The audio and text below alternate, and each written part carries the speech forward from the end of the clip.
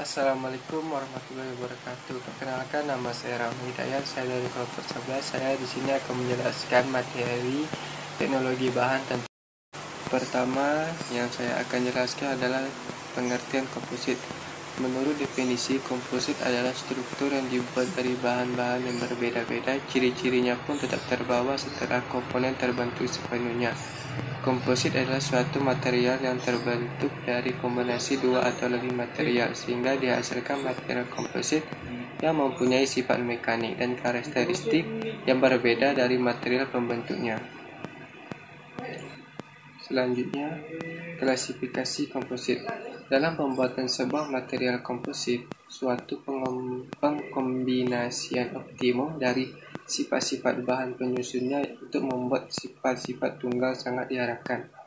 Beberapa material komposit polimer diperkuat serbuk yang dimiliki kombinasi sifat-sifat yang ringan, kaku, kuat, dan mempunyai nilai kekerasan yang cukup tinggi. Di samping itu, juga sifat dari material komposit dipengaruhi oleh beberapa faktor, yaitu material yang digunakan sebagai bentuk komponen dalam komposit, bentuk geometri dari unsur-unsur pokok, dan akibat struktur dari sistem komposit, cara di mana bentuk satu mempengaruhi bentuk lainnya. Selanjutnya adalah bahan komposit vertikal.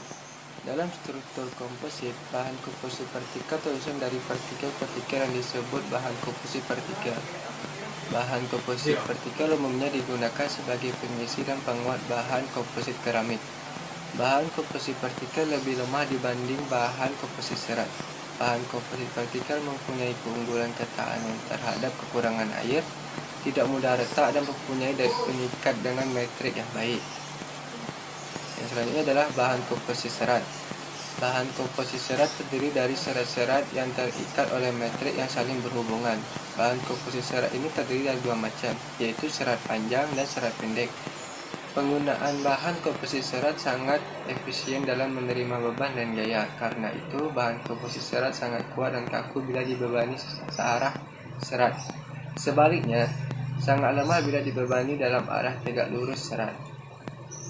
Bagian utama dari komposit. Yang pertama adalah reinforcement. Adalah salah satu bagian utama dari komposit, yaitu reinforcement atau penguat yang berfungsi sebagai penanggung beban utama pada komposit. Yang kedua adalah serat gelas. Adalah bahan yang tidak mudah terbakar. Serat jenis ini biasa digunakan sebagai penguat metrik jenis polimer. Komposisi kimia serat gelas sebagian besar adalah CO2 dan sisanya adalah oksida aluminium, kalsium, magnesium, natrium, dan unsur-unsur lainnya. Yang selanjutnya adalah menurut Kitson tahun 1994, metrik dalam struktur komposit dapat dibedakan menjadi tiga. Yang pertama, komposit metrik polimer. Yang kedua, komposit metrik logam. Yang ketiga, komposit metrik keramik. Yang selanjutnya adalah jenis-jenis komposit. Yang pertama, material komposit serat, komposit lapis, dan komposit vertikal. Contoh material komposit.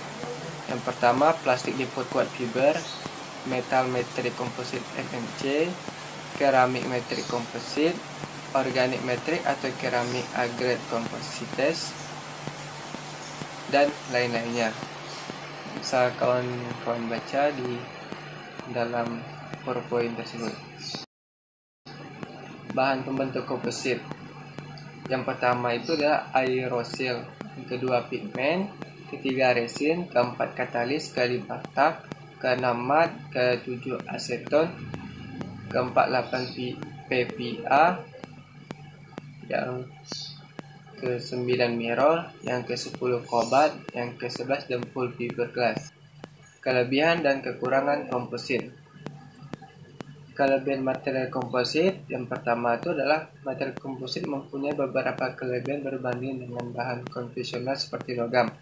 Kelebihan tersebut pada umumnya dapat dilihat dari sudut yang penting, seperti sifat-sifat mekanikal dan fisikal, dan biaya, seperti yang diuraikan di bawah ini. Sifat mekanikal dan fisikal. Pada umumnya, pemilihan bahan metrik dan serat memainkan peranan penting dalam menentukan sifat-sifat mekanik dan sifat komposit. Gabungan metrik beserta dapat menghasilkan komposit yang mempunyai kekuatan dan kekakuan yang lebih tinggi dari bahan konvensional seperti keluli. Yang B, biaya. Faktor biaya juga memainkan peranan yang sangat penting dalam membantu perkembangan industri komposit.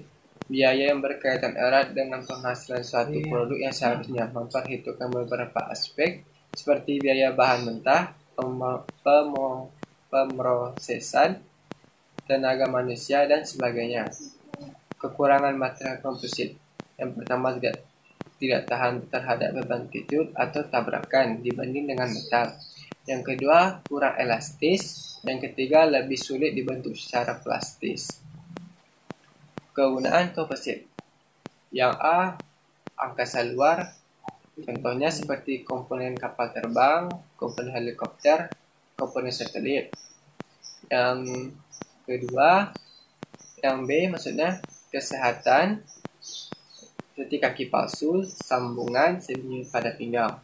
Yang C, marine kelautan, contohnya kapal layar, kayak. Yang D, industri pertahanan, komponen jet tempur, peluru, komponen kapal selam. Yang E, industri pembinaan. Yang F, olahraga dan rekreasi. Yang G, automobil, mobil maksudnya.